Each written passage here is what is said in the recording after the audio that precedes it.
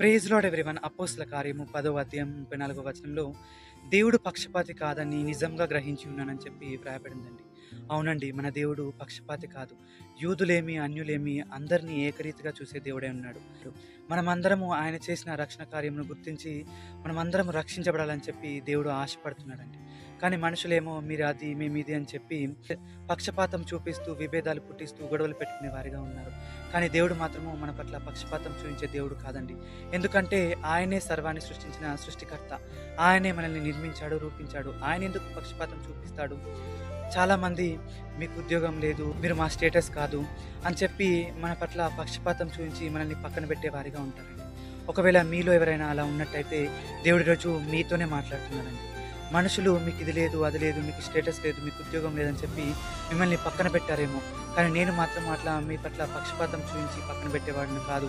ఎందుకంటే నేనే మిమ్మల్ని నిర్మించాను, రూపించాను. ఇంకా నేను మిమ్మల్ని ప్రేమిస్తున్నాను. మీరు నేను చేసిన రక్షణ కార్యమును గుర్తించి మీరు రక్షించబడాలని చెప్పి నేను ఆశపడుతున్నానని చెప్పి దేవుడి రోజు మనతోనే మాట్లాడుతున్నాడండి. ఎంత గొప్ప దేవుడో కదండి మన యేసయ్య. అందుకే నిత్యం ఘనత మహిమ ప్రభావములు యేసుక్రీస్తుకే చెల్లునుగాక. ఆమేన్. హల్లెలూయా.